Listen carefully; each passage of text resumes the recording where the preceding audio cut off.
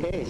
Por un lado, una red muy amplia y por otro lado, un grupo con ideas más decididas, más claras, que aquí se ha reflejado bastante bien y que en general pues se refleja en todas las presentaciones, que somos los firmantes del manifiesto que hemos sacado a la luz en septiembre del año 2001, ¿no? En este momento 296 de 27 países.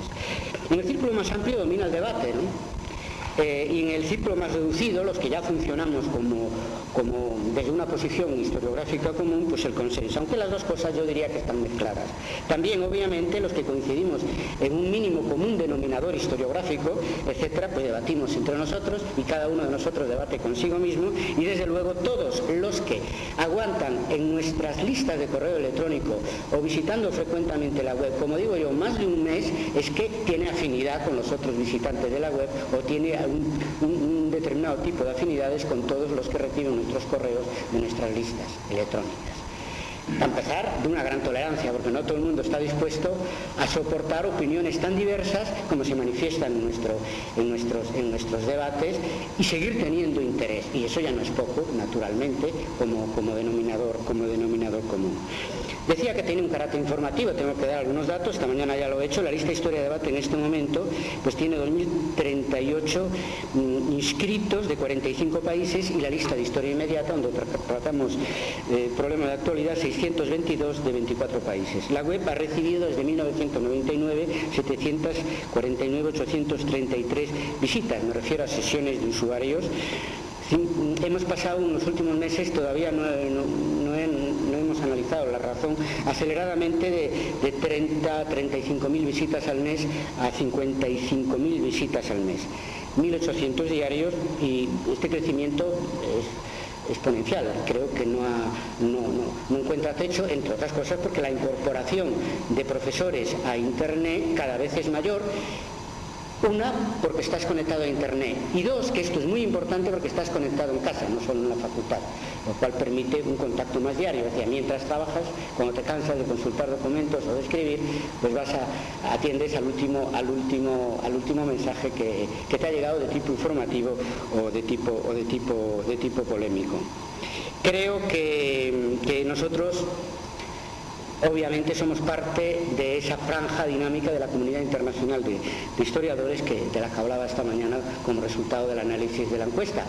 Recordar que, como dijimos a la mañana, los que cubrieron la encuesta no podían estar en esta red digital académica porque no existía, es anterior, lo cual quiere decir que muchos de ellos ahora estarán incorporados, otros a lo mejor no, lo cual quiere decir que hay una base objetiva, un espacio en el que nos estamos moviendo, que nos estamos desarrollando, mucho más amplio incluso de los que estamos activos, más o menos activos o más o menos pasivos en la lista, visitando la web o asistiendo a los congresos. Bueno, ya me refería al papel de la coordinación, que creo que es el menor, o al papel de la vertebración desde Santiago de Compostela a través de un equipo mínimo que al mismo tiempo, por lo mínimo de la infraestructura con la que coordinamos eso, solo es posible gracias a Internet, pues es casi portátil, es tener un ordenador para conectarte a la red, porque naturalmente el resto, pues lo que hacemos es utilizar un servidor institucional y las instalaciones que desde cualquier universidad, por otro lado, existe. Por lo tanto, lo importante es poner los focos sobre ese espacio historiográfico que está ahí y que busca en una misma dirección. Y ahí es donde nos hemos movido. Nosotros hemos creado el espacio, pero el espacio académico nos ha creado a nosotros. Bueno, ya se ha dicho, y los colegas en eso han sido, en fin, bastante precisos sobre las fases que ha seguido Historia de Debate. El primer congreso en 1993. Lo que teníamos en común en ese momento era el interés por la metodología, la historiografía, la teoría de la historia. Las actas del primer y segundo congreso suman ya entre ambas 9 tomos. Sabéis que han sido muy usadas y siguen siendo utilizadas como memorias, como proyectos docentes en posiciones, sobre todo a profesores titulares, como reflejo de que se está al día en esta temática. Y yo sé que se usan también en otros países, no solo en España. Decir aquí un pequeño secreto, que no hemos publicado la transcripción de las mesas del primer congreso por un defecto técnico, porque se han perdido las transcripciones. Por eso yo estoy siempre tan preocupado que no pase lo mismo cuando viajamos y hacemos actos, y ya no ha pasado en el segundo congreso y por supuesto no va a pasar en el tercero, porque hacemos doble y a veces triple transcripción de algo que para nosotros es precioso, que es la exposición verbal, diversa y con la espontaneidad que tiene naturalmente la mesa redonda. El segundo congreso de 1999 en realidad fue la refundación de Historia Debate.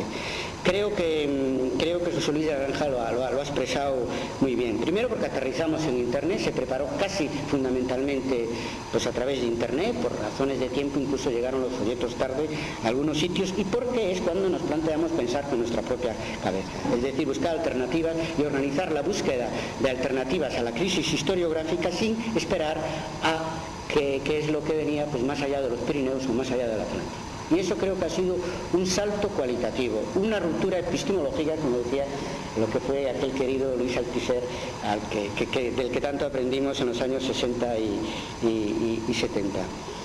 Pienso que la elaboración del manifiesto historiográfica marca una tercera etapa de reconstrucción del paradigma historiográfico.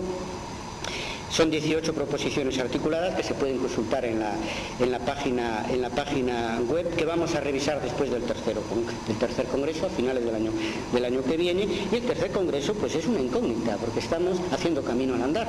Va a ser el gran test de cómo está la historia de debate y cómo está la historiografía internacional. Y por lo tanto ya habrá que poner como las películas que tienen dos partes, continuará, lo veremos y lo veremos entre todos.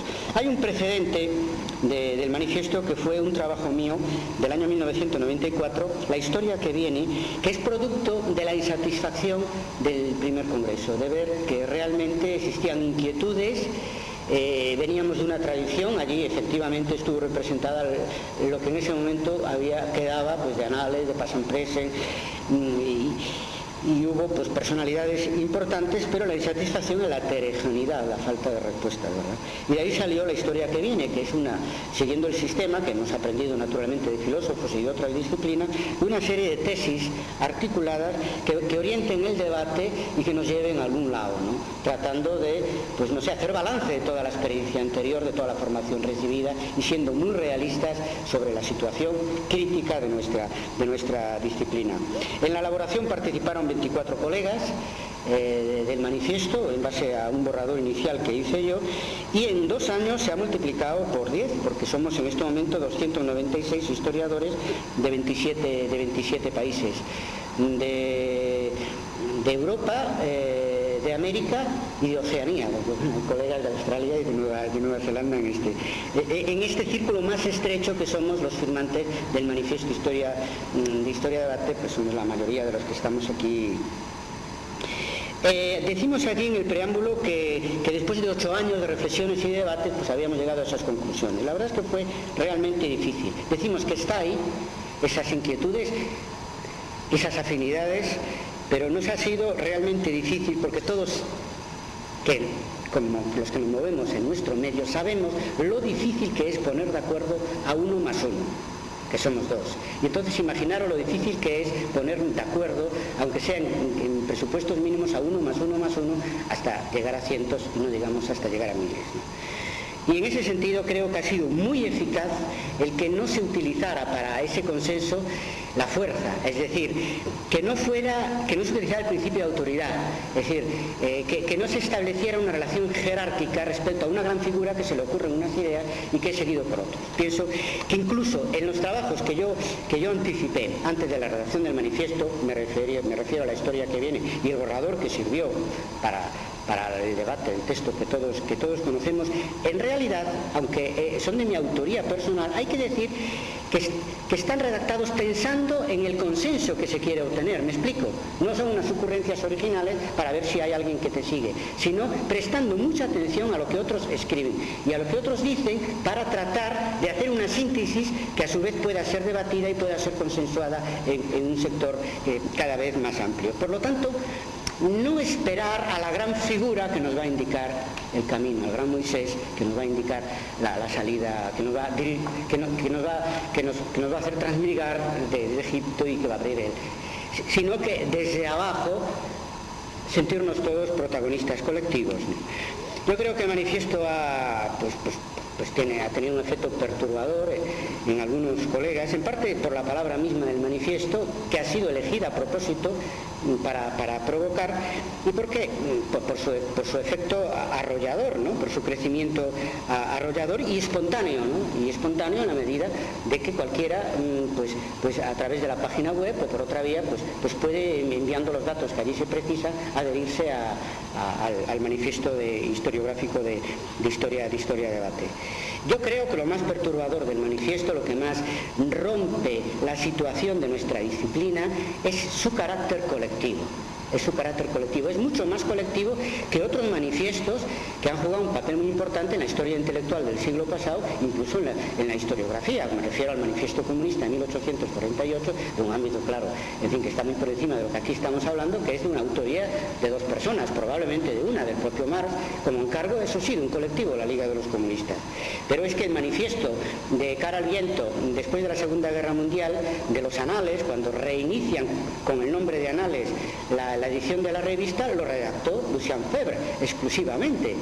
Por eso que creo que lo nuevo de este proceso de acuerdos y de búsqueda de una manera nueva, adaptada al siglo XXI, de entender la escritura de la historia y el oficio historiador, es su carácter colectivo. Es decir, que en el medio está el mensaje. Claro, algunos, con todo este movimiento que estamos armando, pues de pronto, lo decía aquí César, pues nos llegan una noticia, siempre comentarios de pasillo, de que algunos se alborotan un poco, porque ven que esto, pues ¿dónde ha salido? Que de pronto crece mucho y crea alguna preocupación, que yo quería contribuir, y esto se va a hacer público, a neutralizar diciendo lo siguiente: que en Historia de Debate nos alimentamos del debate. Entonces cualquier resistencia para nosotros es refuerzo, porque ya nos gustaría, y ofrecemos nuestros medios electrónicos y nuestros congresos para que se exponga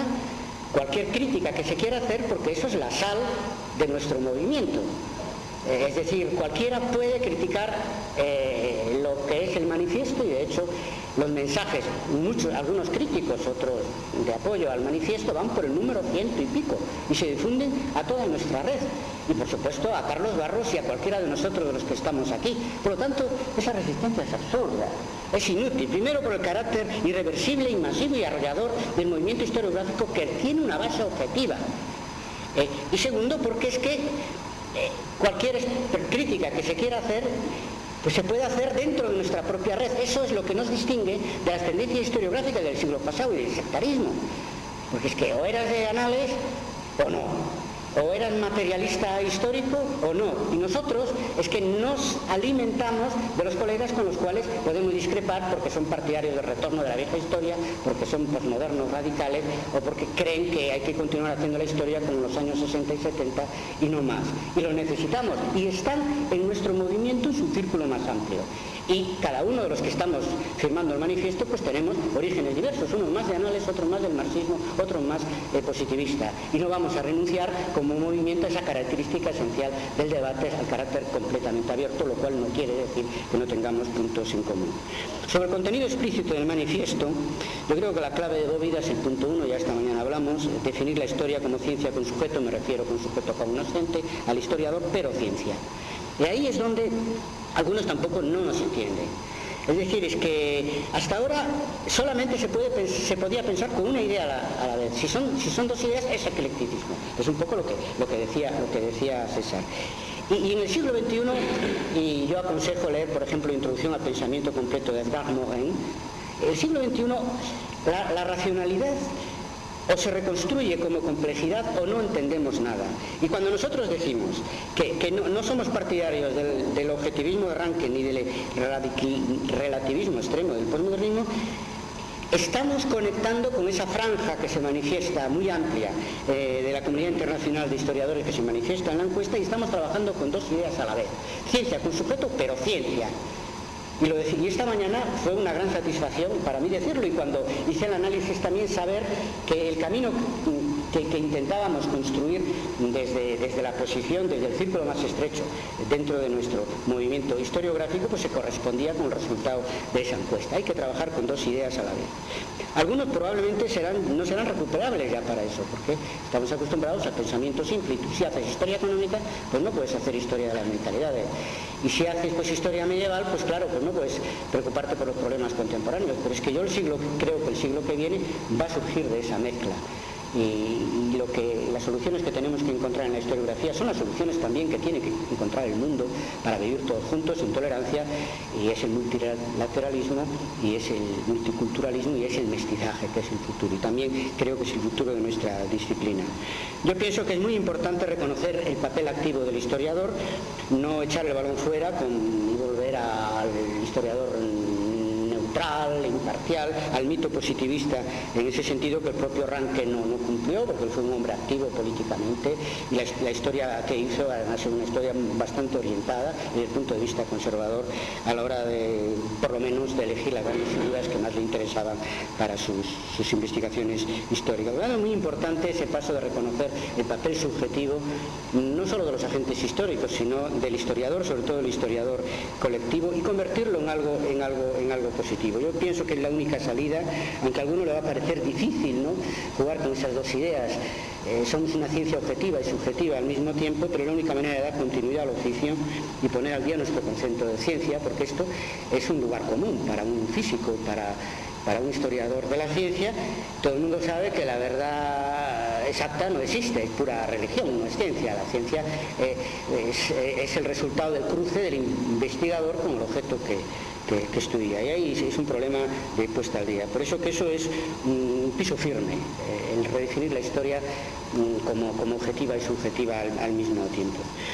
Yo pienso que una cuestión principal aquí está saliendo constantemente, que pienso que está bien tratada y bien solucionada en el manifiesto historiográfico, y es el tema de nuestra relación con las corrientes historiográficas, análisis, materialismo histórico, cuantitativismo, estructuralismo, en la que nos hemos formado. Muy importante para la generación a la que pertenecemos, pues en fin, parte de los que estamos aquí, desde luego César y yo, que siempre nos apuntamos, ¿no?, porque etcétera, pero también para la generación más joven a la que me refería, que es la que tiene futuro ahora por delante, entre los 30 y los 40 años, que también han sido formadas en estas corrientes.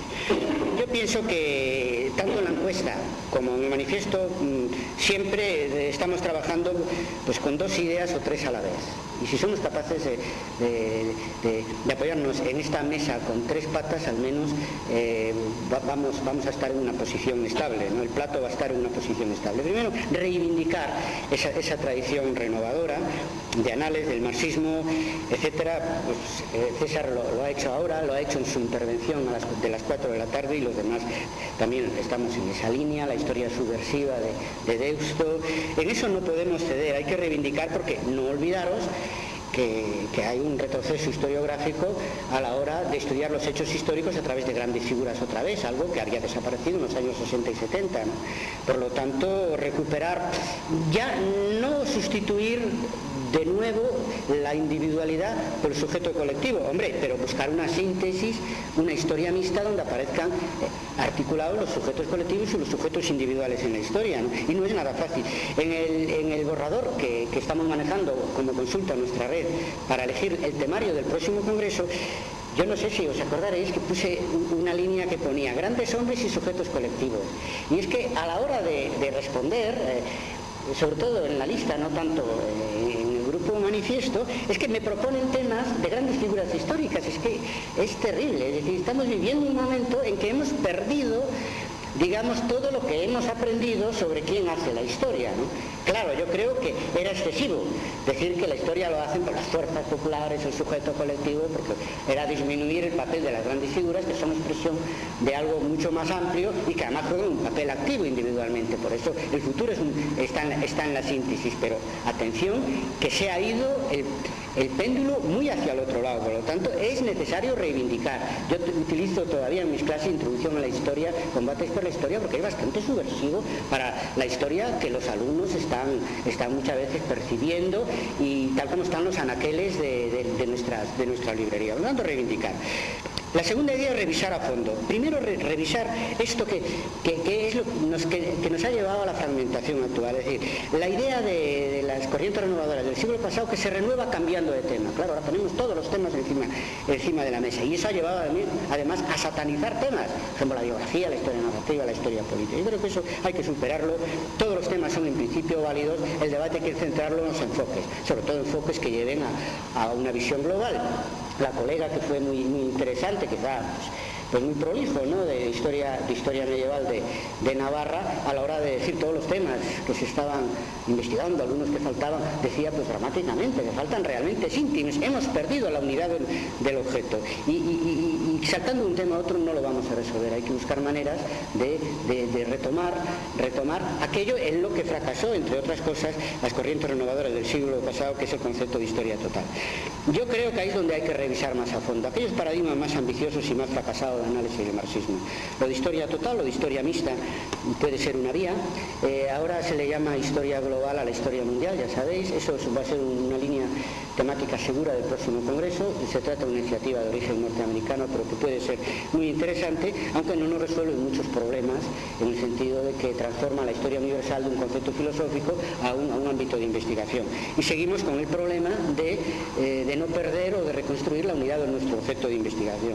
Yo pienso que lo de la historia mixta, el artículo al que se refería César, es una conferencia mía en el curso de verano de Balaguer de este año, ¿no?, del año anterior, que está en la página web, que no ha entrado todavía ni en la discusión ni la hemos difundido por nuestra lista. Es una vía y puede haber otras, porque eso sí, también lo hemos aprendido del sectarismo de las corrientes renovadoras del siglo pasado. No hay una vía única, hay muchas vías, pero las más importantes tienen que buscar la manera de reconstruir la unidad de nuestra disciplina y de reconstruir nuestro objeto. Yo pienso que el compromiso del historiador se ha perdido. En ese mismo curso de verano de Balaguer, Paulino Iradiel, un colega, se quejaba en su conferencia inaugural, que decía que el compromiso civil que nos llevó a esta profesión cuando éramos jóvenes ahora se ha perdido. Yo pienso que se está recuperando en la sociedad y que tenemos que recuperarlo en nuestra disciplina, pero hay que ser también muy autocríticos. No el compromiso de partido que nos enseñó el marxismo de los 60 y de los 70. Aquí ha habido esta tarde, a las 4 de la tarde, pues una crítica por parte de César a cómo vuelve este compromiso de partido en función de un proyecto político, que yo creo que se le hace un flaco servicio a los proyectos políticos manipular la historia para que se adapte a una posición política. Y pienso que en el manifiesto hemos encontrado salidas a este problema de la utilidad social de la historia, del compromiso del historiador, a preguntas que estaban planteadas en la encuesta, planteando el tema de la autonomía del historiador, el tema de una aportación profesional, o sea, no tanto política como profesional del historiador a la sociedad. Y eso ahora es muy fácil, porque otras profesiones lo están haciendo, ¿no? Desde que Médicos Sin Fronteras hasta hoy es ya pan de todos los días el profesional que busca la manera de ayudar a la sociedad, etcétera. Y nosotros tenemos que buscar, adaptándonos a lo que se entiende por solidaridad en el siglo XXI, a esa nueva manera de un compromiso no tanto como político, no tan político, tan ciudadano, derecho al que todos tenemos y que se puede practicar incluso alternativamente al trabajo profesional, sino como profesionales. Y desde luego plural. Esto último creo que está bien tocado en el manifiesto y es una verdadera novedad. Porque hasta ahora la manera de ejercer el compromiso pues era pues desde unas posiciones pues entendidas como progresistas, nos sumamos, pienso todos los que estamos aquí, pero lo que no era compromiso desde esa posición, pues eso se satanizaba. Y es que eso es algo que tiene que ver con una de las conquistas de historia de debate, claro, la tolerancia. Yo tengo verdaderos problemas, sobre todo en temas de historia actual, de historia inmediata, cuando se manifiestan colegas desde posiciones, digamos, conservadoras, porque hay colegas que inmediatamente me escriben, a veces lo hacen públicamente para que los tache de la lista. Para que, por ejemplo, Patricio Carvajal, que es un colega chileno, hablando del debate de Chile y antes del debate de Cuba, pues que no pueda intervenir porque es de la Universidad Marítima, creada por la Marina, y que si no sé qué, y que es un marino reciclado de historiador, y que al parecer alguien dijo pues que había, pues que es simpatizante, por lo menos en los años 70, de Pinochet y todo eso. No podemos, es un colega que está plenamente identificado, tiene todo el derecho del mundo a expresarse, mucho más cuando él sabe, obviamente, que su opinión es muy minoritaria en nuestra red y en general, pienso, en el ámbito académico que nosotros movemos. Entonces hay que aceptar que el plurismo, el compromiso es plural, debe ser plural, que además eso enriquece la disciplina porque crea vías de conexión con la sociedad muy diversa. Y otra cosa muy distinta, naturalmente, es que la mayoría de nosotros pensamos que tiene que estar vinculado a una idea de progreso, que tiene que estar al servicio de la mayoría de la sociedad. Pero las dos cosas son perfectamente compatibles. Podemos pensar la mayoría, decía esta mañana, que nuestra base objetiva en la comunidad internacional de historiadores se define como de centroizquierda. Podemos todos defender un compromiso progresista del conjunto de los historiadores y al mismo tiempo, por decirlo de una manera simple, ser demócratas. Y que sea un compromiso democrático y que se pueda expresar cualquier otro que lo haga con una mínima educación y sin capucha, es decir, identificándose plenamente en ese debate. Entre otras cosas, además, porque si no hay interlocutor, naturalmente no hay debate. Por último, pienso que la revisión de toda la herencia de análisis del marxismo tiene que ver con otro paradigma muy ambicioso, que es de hacer una historia teórica. Yo decía que hemos avanzado en ese sentido, la verdad, y esta generación que un poco en la que nos estamos apoyando más algunos excombatientes para actuando de puentes cara a un futuro, pues tiene más sensibilidad al tema de la metodología, al tema de la historiografía, pero a pesar de todo cuesta trabajo el darse cuenta que hay que democratizar la reflexión, la autorreflexión. Estamos todavía muy habituados a pensar que tiene que ser una gran figura la que nos indique el camino. Creo que Historia de Debate en ese sentido ha avanzado mucho, porque en nuestros congresos han hecho trabajos de metodología, de historiografía y de teoría, colegas pues desconocidos hasta el momento que escriben ese trabajo, y eso lo estamos fomentando y lo fomentaremos más cara al futuro. Creo que esta es la aportación, más bien en el campo de la metodología y la historiografía, quizá menos en el campo de la teoría, pero todo llegará. Y por último, y ya termino, el tema de la actualización de la nueva historia que heredamos, que es nuestro punto de partida. Yo creo que hay nuevas necesidades y nuevas posibilidades. La nueva necesidad es que la historia está ahora más hiperespecializada, más fragmentada que en el tiempo de Bloch, de Febvre y de Brodel. Sin duda ninguna, entre otras cosas porque estamos hablando de unos años entre la Primera y la Segunda Guerra y la posguerra después de la Segunda Guerra Mundial, donde la comunidad internacional de historiadores y las comunidades nacionales eran muy elitistas, tenían un ámbito realmente muy reducido. La única interdisciplinaridad que se planteaba es con otras disciplinas. Hoy, producto de ese crecimiento y de los fracasos de los paradigmas renovadores que hemos heredado, pues vivimos esta situación, y esa es una defragmentación galopante, y eso es una necesidad que el nuevo paradigma que estamos construyendo tiene que responder, y que no existía en los tiempos de Bloch y de Febvre. Lucien Febvre ridiculiza ese espíritu cerrado diciendo que a los colegas pues tenían una mentalidad de pisito, ¿no? Traducido así al castellano coloquial, pero claro, se refería porque no querían saber nada de otras disciplinas. Claro, él no se podía imaginar que cuando escribe eso, pues yo que sé, 50 o 60 años después, ese problema lo vamos a tener entre los propios historiadores. Y después lo que hay es unas posibilidades que no existían en el tiempo ni de Bloch, ni de Febvre, ni de Brodel, que es el trabajo en red, que nos permite estar trabajando cientos y miles en tiempo real, desde lugares, áreas y continentes muy distintos. Eso es el antídoto frente a la fragmentación. Es naturalmente el trabajo en red. Por eso que yo creo que el nuevo paradigma es consenso, que vamos avanzando en ese consenso, y es nueva frontera. Naturalmente, y algo se refería a César, estamos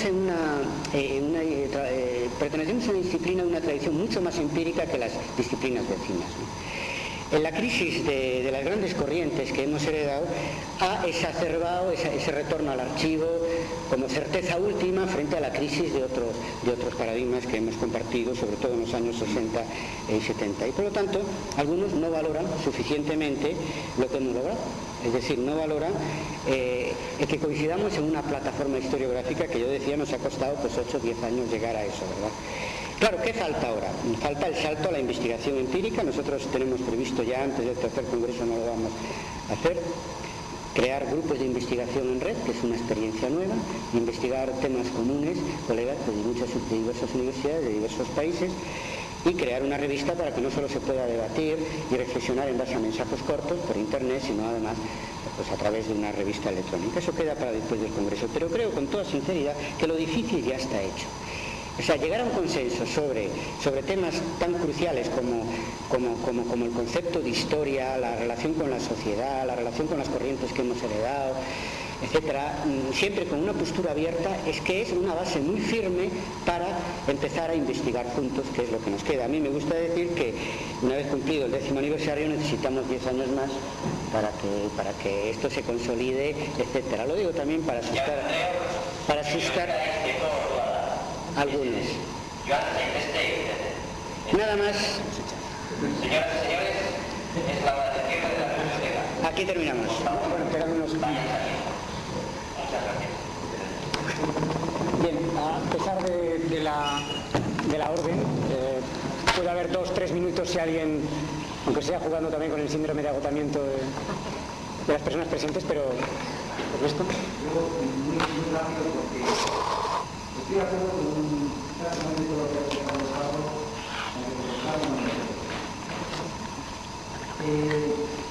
yo creo que si algo bueno que inicia el debate es un solo para participar, pero creo también que en relación con esta búsqueda de salida de saber dónde estamos todavía bastante lejos de identificar con esta realidad los problemas. Yo creo que un problema que tiene la historia hoy es desligar el ser profesional del oficio del ser ciudadano. Es decir, yo cuando nosotros los oficios de compañero a mí lo que me preocupa fundamentalmente es que va a lo mismo que el oficio de médico. Si luego tiene un compromiso del tipo que sea, es algo que a mí me alegra, pero que en principio a mí para el servicio inicial ni me va, ni me viene. Y yo creo que el problema que tenemos ahora, que tiene la historia, es lo que tiene que ver con la realización de nuestro oficio, con la falta de rigor, con la idea de que todo vale, de que es lo mismo hablar de los colores que hablar del trabajo, y con problemas de procedimiento y de método. Es decir, yo cada vez observo más que la argumentación y que la demostración y que la utilización rigurosa de las pruebas cada vez me importa mucho. Yo creo que ese es un problema que hay que solucionar. Pues un problema que hay que enfrentarse. Es difícil que nosotros tengamos alguna función social o alguna función social, o tengamos un recibo si no somos críticos con el trabajo que hacemos. Es imposible. Porque somos caminos completamente imbricados, pero que tienen que plantear un problema radicalmente distinto. Sí, bueno, es que estamos en lo mismo. Yo estoy de acuerdo con las dos cosas que tú separas. Es decir, yo creo que la relación que tenemos que establecer con la sociedad tiene que basarse en el rigor. Es decir, no en ser correa de transmisión o obsesionarse con prestar un servicio de la forma que sea, sino que la forma que nosotros tenemos de comprometernos es desde el rigor, aunque sea a veces entrando en contradicción con la posición política que podemos tener como ciudadanos. Obviamente todo lo que tenga que ver con rigor, eso forma parte de un paradigma compartido de los orígenes de nuestra disciplina a lo que no vamos a renunciar. Es decir, eso está claro.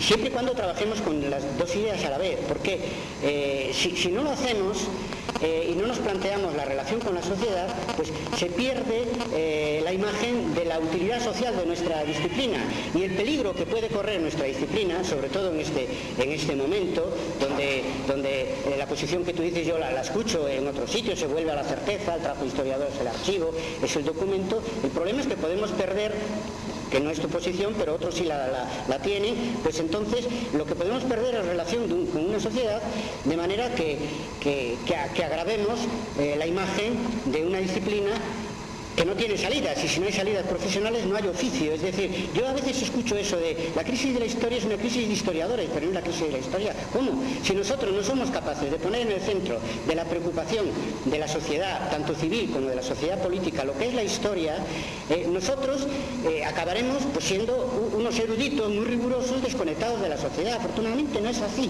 Se establecen múltiples relaciones con la sociedad en todos los sitios, y eso es una muestra de dinamismo de nuestra disciplina.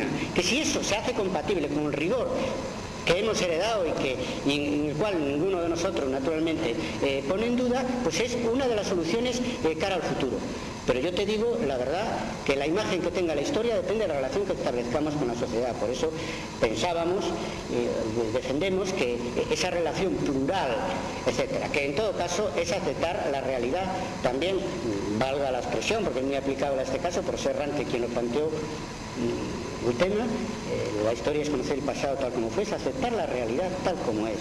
Es decir, desde el punto de vista epistemológico, el historiador no puede hacer abstracción de sus valores, de la formación recibida, de las presiones que recibe del entorno a la hora de hacer historia. Nosotros lo único que decimos, y no es nada nuevo, porque tampoco está por ahí, etcétera, es transformar en positivo eso, sobre la base naturalmente del respeto al oficio y del respeto al rigor. Si estamos de acuerdo, si tú no piensas que debemos volver a los cuarteles de invierno del archivo del documento, etcétera, y reducirnos a eso, creo que no. En lo demás, claro, naturalmente estamos de acuerdo. ¿Cómo nos podemos presentar a la sociedad si no con la verdad que nosotros conocemos, aunque sea incómoda? Por eso hablaba de un compromiso que puede entrar en contradicción con cualquier opción política, o puede entrar en contradicción incluso con la propia opción política que uno mantiene como ciudadano. A mí me parece irreal separar nuestro papel como ciudadano, nuestra función como ciudadano y nuestra función como historiador en general, porque la universidad no lo hace. Es decir, la universidad en su funcionamiento pues sabe perfectamente, tenemos más duda los historiadores que otros colegas, sabe perfectamente que nos movemos en un mundo y que toda ciencia humana y toda ciencia social de alguna manera tiene que responder a una utilidad social. Bueno, no sé, yo pienso que si no estás por la idea de volver a Ranke un poco y reducirnos a eso, yo creo que con lo demás estamos de acuerdo, ¿no? Y, bueno, eso ya es una cuestión de yo creo que ahora ya sí que sería prudente, digamos, dar por terminada la sesión, agradecer a todo el mundo su asistencia y simplemente invitar a todo el mundo que no esté todavía integrado a integrarse en Historia Debate y, si es posible, vernos el próximo verano en el tercer congreso. Sin más, muchísimas gracias. Eskerrik asko eta hurrengo arte.